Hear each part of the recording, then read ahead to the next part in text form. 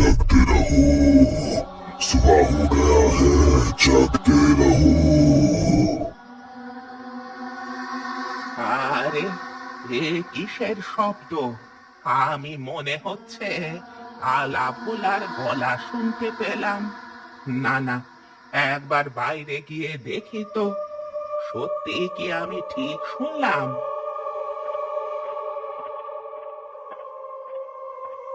কে কে ওইটা? ওইভাবে অন্ধকারের মধ্যে দাঁড়িয়ে আছে কেন? একবার গিয়ে দেখি তো। তুমি কে? এত রাতে আলা ভোলার গলার আওয়াজ তুলছো কেন? কি চাই তোমার এখানে? আমাকে চিনতে পারছিস না বুড়ি? আমাকে কি ভুলে গেলি? এতদিন তোদের ঘুম থেকে তুলে এলাম। না না, ওরে বাবা রে, আমাকে বাঁচাও! কে তুই? কে কে তুই? ওরে বাবা রে, আলা ভোলা, আবার তুই ফিরে এসেছিস! বাঁচাও বাবা রে, বাঁচাও! আমি আর কাউকে ঘুমাতে দেব না শান্তিতে। সকলের ঘুম আমি কেড়ে নেব, যেভাবে আমার ঘুম কেড়ে নেওয়া হয়েছিল।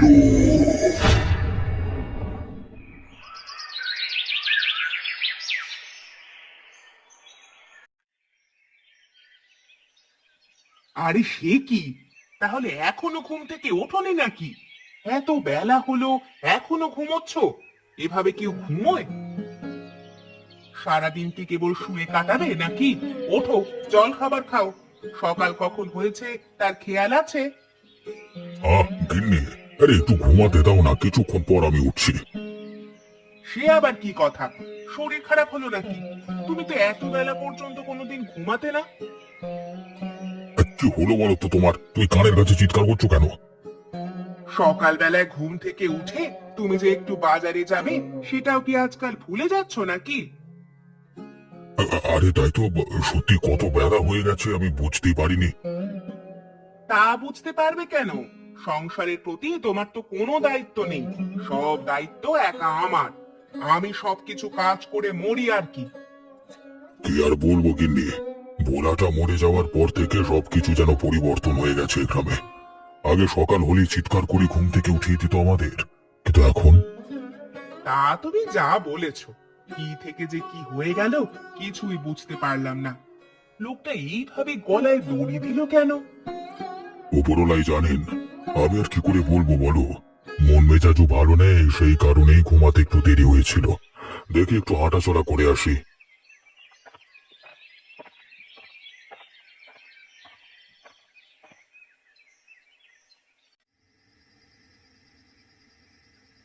মা, তোমার কি রান্না করা শেষ হলো? কখন থেকে তো মাংসের গন্ধ আসছে। আমি যে আর থাকতে পারছি না। হ্যাঁ রে মা, আর হয়ে এসেছে। আর একটু সেদ্ধ হোক, তারপর তোকে আমি ডাকছি। ঠিক আছে মা, তুমি করো, আমি বসে রইলাম তোমার জন্য।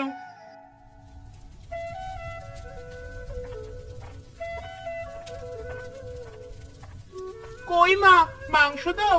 আমি যে আর বসে থাকতে পারলাম না, তাই তো চলে এলাম। পূজা, তুই এখানে?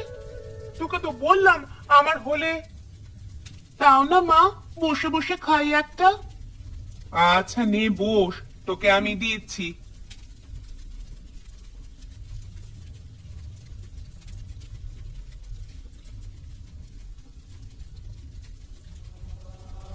কেমন হয়েছে রে রান্নাটা? নুন ঝাল সব ঠিকঠাক আছে তো? আমি আরো চাই, আমাকে আরো দাও। এখন সব মাংস খেয়ে নিলে ভাত দিয়ে খাবিটা কি শুনি? কি হলো মা, তুমি কার সাথে এত বকাবকি? ওরে বাবা রে মা, তোমার পেছনে ওটা কি বসে? ও, আমার মতো দেখতে। ও বাবা গো, কে তুমি? তুমি আমার মেয়ের রূপ ধরে এসেছো? আমি বোঝা নই, আমি সব মাংস খেয়ে নেব।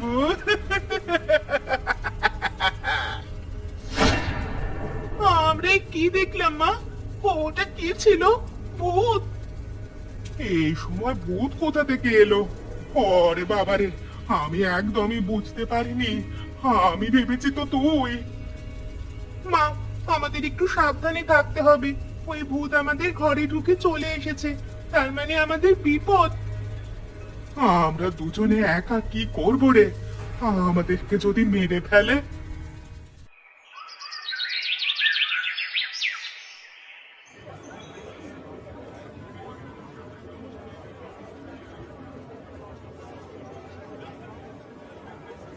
রতন, শোন তো, তোর সাথে কিছু কথা আছে। তোর কি একটু আমার সাথে কথা বলার সময় হবে? আরে বলো বুড়িমা, তোমার আবার আমার সাথে কি কথা? তুই আমার কথা বিশ্বাস করবি কিনা জানি না, কিন্তু জানিস তো, কালকে রাতে আবার আলাভোলাকে দেখা গেছে। তুমি আবার সে ভূতের গল্প নিয়ে এসেছো? তোমাদের কি কাজকর্ম নেই নাকি? গ্রামের মানুষেরা এই জন্যই পিছিয়ে আছে। সব সময় শুধু ভূত প্রেত দৈত্য দানব এসব নিয়ে আলোচনা, জীবনে আর কোনো যেন কাজ নেই। বাজে কথা নয় রে, আমি নিজের চোখে দেখেছি। তুই আমার কথা বিশ্বাস কর মা। তো কি দেখলে শুনি? রাতে ঘুমিয়েছিলাম, হঠাৎ বাইরে থেকে জাগনে রহো আওয়াজ শুনে উঠে পড়লাম। বেরিয়ে দেখি অন্ধকারে একটা লাঠি হাতে লোক দাঁড়িয়ে। কাছে যেতেই লাল টকটকে চোখ। তারপর কিছু মনে নেই। বেশ ভালো গল্প বলতে পারো তো তুমি। রাত্রিবেলায় এই গল্প শুনলে বেশ ভালো লাগবে। তারপর কি হলো তারপর?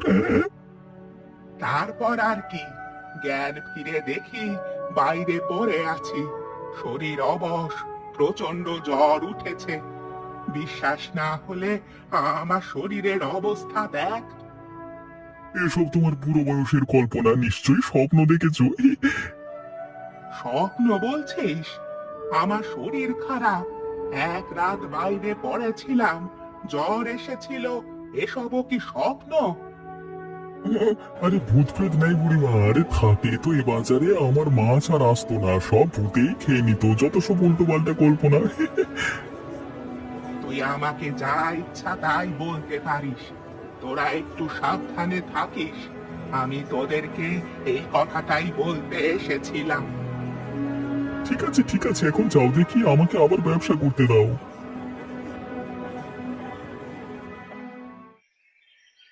আয় আয় দিবাকর, আয়। তোর কথাই এতক্ষণ ভাবছিলাম। আয়। কাকু, একটা জরুরি কথা ছিল, তাই জন্য তোমার কাছে আসলাম। শুধু কথা বলতে আসলি? সাথে কিছু নিয়ে আসিসনি? কিছু একটা নিয়ে আসবার কথা ছিল যে তোর। আমার জমির দলিল খানা কিছুতেই খুঁজে পাচ্ছি না। তুই তো বলেছিলিস কাকার কাছ থেকে জেনে নিবি, তা সেই আলা ভোলা তোকে কিছুই বলেনি কিরা? বলবার আর সময় কোথায় পেল? একেই তো মাথায় টান ছিল, তার উপর যে এরকম কাণ্ড করে বসবে আমি বুঝতে পারিনি। তার মানে তুই বলতে চাইছিস তুই কিছুই জানিস না? হ্যাঁ কাকু, এখন যে খুব বড় বিপদে পড়ে গেলাম। জমিটা যে আমাকে বিক্রি করতেই হবে। আমি এটা ঠিক বুঝতে পারছি না, তুই জমিটা হঠাৎ করে বিক্রি করতে চাইছিস কেন? কিছু টাকার দরকার কাকু, বড় বিপদে আছি, টাকাটা না পেলে বড় সমস্যা হয়ে যাবে। তোর কাকার মৃত্যু কিভাবে হলো রে? আরে সেটা তো তোমরাও জানো, ওই তো জলার পাড়ে তেঁতুল গাছে গলায় দড়ি দিয়েছিল। তোমরা তো সবই দেখেছিলে নিজের চোখে, সেখানে জিজ্ঞেস করছো। হ্যাঁ দেখেছি, কিন্তু ও একটা পাগল থাকলেও সকালবেলায় আমাদের ঘুম থেকে উঠিয়ে খুব উপকার করত। কি যে হলো লোকটার কে জানে। আরে মনে হতো সবসময় কিছু যেন একটা চিন্তা থাকতো মাথায়। আসলে সারা জীবনটা অনেক কষ্ট পেয়েছে তো, তাই হয়তো। কিন্তু তুই এদিকে জমির দলিলটা খুঁজে না পেলে তো জমিটা বিক্রি করা অনেক কষ্টকর হয়ে যাবে। না না, আমি আমি ব্যবস্থা করছি। আমি গোটা ঘর তন্ন তন্ন করে খুঁজছি, দলিলটা আমাকে পেতেই হবে। দিবাকর, আমি বিদেশে পড়াশোনা করতে চাই, তার জন্য অনেক টাকার দরকার। বিদেশে পড়াশোনা? ওসবের আবার কি দরকার? এখানে পড়াশোনা শেষ করে দুজন মিলে বিয়ে করে নেব, তারপর সংসার করবো দুজনে। তোর মতো পাগলকে কে বিয়ে করবে? আমি তো বিদেশের কোনো বড় লোক ছেলেকে ধরে বিয়ে করে সেখানেই ঘর সংসার করব। এরকম ইঁদো গায়ে কে থাকবে? কি হলো, তুই চুপ করে গেলে কেন? না মানে তুমি আমার মনের ব্যাপারটা বুঝতে পারছো না। আমি অনেক শিক্ষিত হলে তোমারই তো লাভ। আমি যদি একটা কাজকর্ম করি তাহলে তোমাকে ঘরে বসে খাওয়াতে পারবো। এই কথাটা তো তুমি ভুল কিছু বলনি। এই সত্যি তো তাহলে আমাকে কি করতে হবে? তুমি যদি টাকার ব্যবস্থাটা করে দিতে। তার জন্য তো আমি আছি, তোমাকে চিন্তা করতে হবে না। আমার কাকার একটা জমি আছে, জমিটাকে বিক্রি করে দিয়েই তোমাকে আমি টাকা দিয়ে দেবো।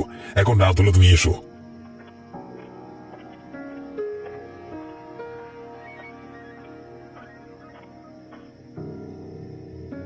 তুই এই মেয়েটাকে এইমাত্র কি বললি দিবাকর? ও, তুই আমার জমিটা বিক্রি করে দিবি, তো লজ্জা করলো না? কাকা, তুমি কিভাবে শুনলে? মানে আমি তো মানে এই মেয়েটা বাজে মেয়ে, তুই কিছুতেই জমিটা বিক্রি করিস না, তোর জীবনটা ছাড়খাড় করে দেবে এই মেয়েটা। পূজার নামে কোনো কথা বলবে না কাকা। ও আমাকে জীবনের থেকেও বেশি ভালোবাসে। আমি ওর জন্য সবকিছু করতে পারি, সবকিছু। না দিবাকর, আমি বেঁচে থাকতে এই জমিটা কোনোদিনই বিক্রি হতে দেব না। তাই নাকি? তুমি আমাকে বাধা দেবে? তাহলে তো তোমাকে আমার রাস্তা থেকে সরিয়ে দিতে হবে। দেখ তবে। আমার লাগছে খুব, ছেড়ে দে, ছেড়ে দে, লাগছে দিবাকর। আর তোমাকে ছাড়তে পারলাম না কাকা। তোমাকে আজকে মরতেই হবে। লাস্ট এখানে পড়ে থাকলে সকলে সন্দেহ করবে। আমি বরং একটা ব্যবস্থা করি।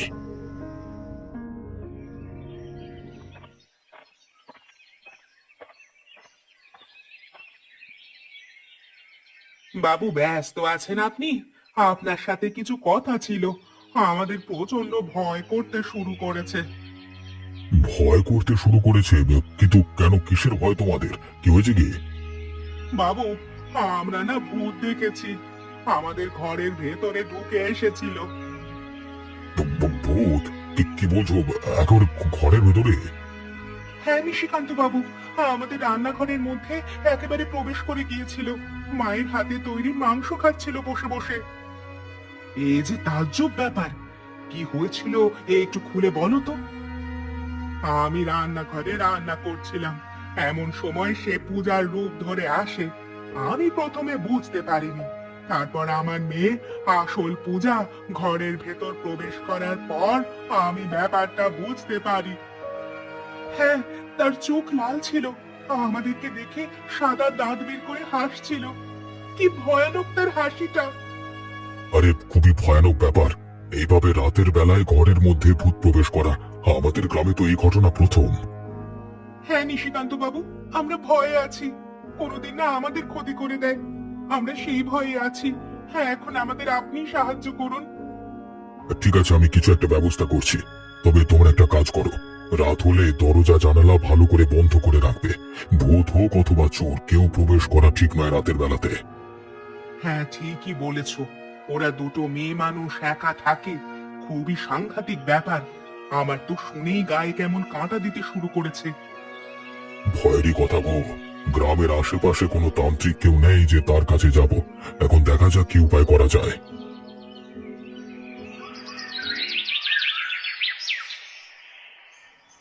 না না, রাতটা বেশ ভালোই হয়েছে, আর জেগে থাকবার কোনো মানে হয় না। এবার একটু আরাম করে শুয়ে পড়ি। জাগতে রহো, জাগতে রহো। কি কি এটা কার চিৎকার? কার চিৎকার শুনতে পাচ্ছি আমি? সে আলা ভোলার গলা না? একবার বাইরে গিয়ে দেখি তো।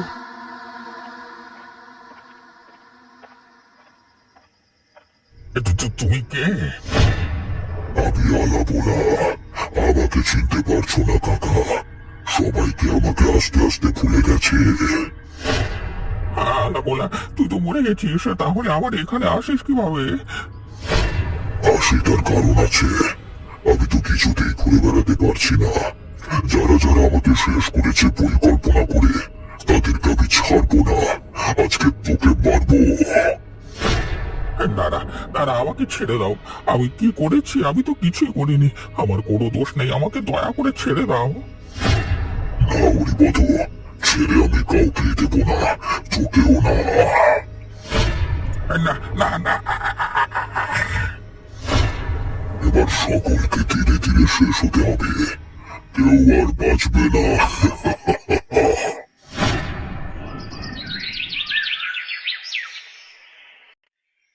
রতন, তোকে বললাম তো কাল, কিন্তু তুই বিশ্বাস করলি না। দেখ এখন কি হলো, এবার বিশ্বাস হচ্ছে তো? এটা এটা কিভাবে হলো? রাতে তো সব ঠিকঠাকই ছিল, এখন দেখতে পাচ্ছি সবকিছু কি ভয়ানক রে বাবা। আমার যে বিশ্বাস হচ্ছে না। তুই বিশ্বাস করিস আর না করিস, সে আবার ফিরে এসেছে। নিশ্চয়ই তার কিছু অপূর্ণ ইচ্ছা আছে, না হলে এই বুড়োটাকে এভাবে মারবে কেন? আদেও সে নিজে থেকে গলায় তড়ি দিয়েছিল তো নাকি? কি হয়েছে কি এখানে? কি ব্যাপার? আলা ভোলার ভূত ফিরে এসেছে, ওই হরিপদকে মেরে ফেলেছে। ভূত? আবার এখানে ভূতের কথা উঠলো? সত্যি তো আমাদের গ্রামে কি শুরু হলো কি? হঠাৎ করে এরকম ভূতের উপদ্রব দেখা দিচ্ছে কেন? কি ব্যাপার? বাবু, বাবু, হরিপদ কাকার শরীরের দাগগুলো একবার দেখুন। মনে হচ্ছে নাকি কেউ তাকে ভয়ানক ভাবে আক্রমণ করেছে। আমার তো সেটাই মনে হচ্ছে। এই ভূতের উপদ্রব দেখছি দিন দিন বেড়েই চলেছে। রতন, তুই কি নিজের চোখে কিছু দেখেছো? রতন না দেখুক, আমি নিজের চোখে দেখেছি। একদিন আমাকেও তাড়া করেছিল ওই আলা ভোলার ভূত। বাবু, এখন কি করব আমরা?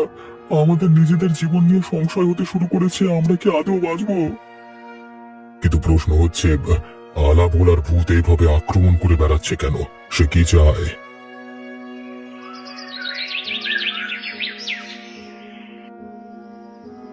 আরে পূজা, তুমি এত ভয় পাচ্ছ কেন? কি হয়েছে কি তোমার? দিবাকর, তোমাকে একটা কথা বলা হয়নি। আমি ভূত দেখেছি, সে আমাদের ঘরের ভেতর প্রবেশ করে গিয়েছিল। আরে এই তোমরা কি ভেবেছো বলো তো? কেউ বা কারা তোমাদের ভয় দেখানোর চেষ্টা করছে আর তোমরা শুধু শুধু ভয় পাচ্ছ। না দিবাকর, তুমি বুঝতে পারছো না। গ্রামের সকলে বলা বলি করছে তোমার কাকা আলাভোলা নাকি ভূত হয়ে আবার ফিরে এসেছে। আরে শোনো শোনো, ওসব ফালতু কথা। হরিপদ খুব একটা ভালো লোক ছিল না, ও 2 নম্বরই কারবার ছিল। ওর দলে অনেক বাজে লোক ছিল, আমি জানতাম। ওরাই হয়তো হরিপদকে মেরেছে। কিন্তু আমার পড়াশোনার জন্য যে টাকাটা দেবে বলেছিলে, সেটা? হ্যাঁ পূজা, আমাকে কিছুটা সময় দাও, আমি জয়টা বিক্রি করব। এই হরিপদ কাকাকেই বিক্রি করবার কথা ছিল, কিন্তু এখন দেখছি অন্য রাস্তা অবলম্বন করতে হবে। তুমি একটু সাবধানে থেকো, তোমার কাকা যেন আবার তোমার কোনো ক্ষতি না করে। এটা কেমন হলো? দিবাকর লুকিয়ে লুকিয়ে পূজার সাথে সব কি কথা বলছে? পূজা ওকে জমি বিক্রি করতে বলছে কেন? আজকে পূজার সাথে ঘরে কথা বলতে হবে।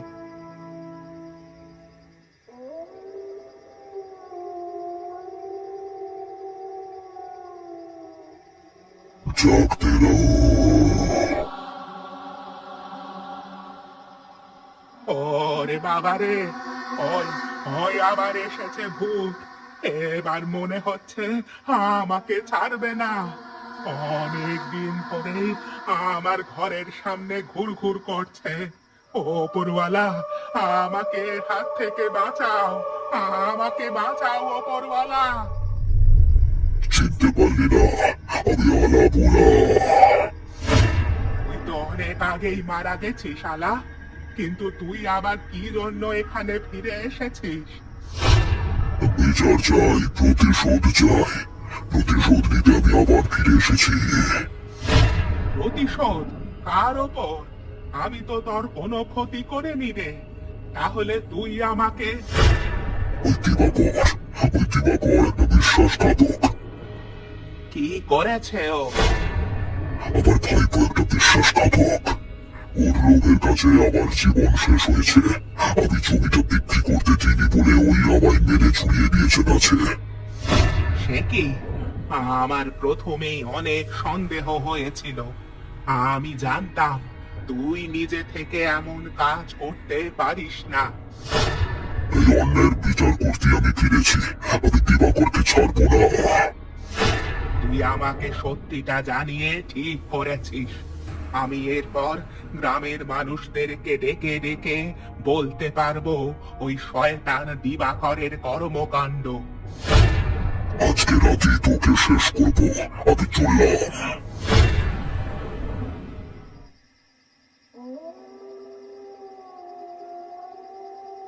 তুই এসব কি করছিলি পূজা? দিবাকরের সাথে লুকিয়ে লুকিয়ে এসব কি কথা বলছিলিস? আমি সবকিছু শুনেছি।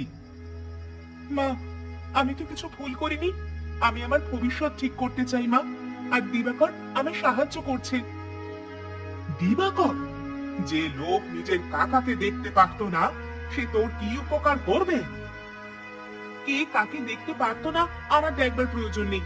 আমি আমার জিনিসটা গুছিয়ে নিতে চাই। এটা অন্যায়। নিজের স্বার্থের জন্য লোকের জিনিস চুরি করা ভারী অন্যায়। জাগতে রহো। ওরে বাবা রে, ও কে? ওই দেখো মা, ওর চোখগুলো কেমন জ্বলছে। তোর জন্য মরতে হয়েছে আমাকে। তুই আর দিবাকর তোরা দুজনেই দায়ী। দয়া করো, আমাকে আমাকে ছেড়ে দাও। আমার আমার খুব লাগছে। আমাকে ছেড়ে দাও। দয়া করুন, আমার মেয়েটাকে ছেড়ে দিন। আর খুব লাগছে। ও যদি কোনো ভুল করে থাকে তার জন্য আমি আমি ক্ষমা চাইছি। ওদের কোনো ক্ষমা নেই। আমি ওদের কোনো ক্ষতি করিনি, কিন্তু তাতে ওরা নিজেদের স্বার্থের জন্য আমাকে হত্যা করলো। দয়া করুন, আমার মেয়েকে হত্যা করতে বলিনি। বেশ, তোর মেয়েকে আমি ছেড়ে দিলাম, কিন্তু আজকে রাতেই দিবাকর শেষ হবে।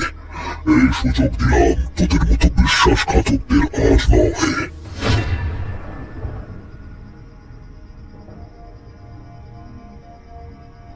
সালা পাগল কাকা, কোথায় যে কাগজপত্র রেখে গেছে কে জানে। খুঁজে খুঁজে সেই থেকে মরে গেলাম। একটা কাগজ খুঁজে পেলাম না ঠিক করে। কোথায় যে রাখে কাগজগুলো। তুই কখনোই খুঁজে পাবি না দিবাকর। কি কথা বললো? ওরে বাবা, তুই কে? আমি, যাকে তুই হত্যা করেছিস। আমি ফিরে এসেছি। না না না, এটা সম্ভব নয়। তুই তুই মরেছিস, তুই আবার কি জন্য ফিরে এসেছিস? ওরে বাবা রে, তোরই কারণে মরেছি। কিন্তু জানিস, যে জমির জন্য তুই আমায় মারলি তার কোনো কাগজে ছিল না। নিশিকান্ত বাবু আমাকে বিশ্বাস করে সেই জমি দিয়েছিলেন। তুই শুধু লোভের জন্য খুন করেছিস, কিন্তু সব বৃথা। না না না, আমাকে ছেড়ে দাও কাকা, আমার ভুলে গেছে। আমাকে দয়া করে একটা সুযোগ দাও। এই ভুলের কোনো ক্ষমা নেই, তোকে শেষ হতেই হবে। লাগছে কাকা, লাগছে, ছেড়ে দাও। একটিবার সুযোগ দাও।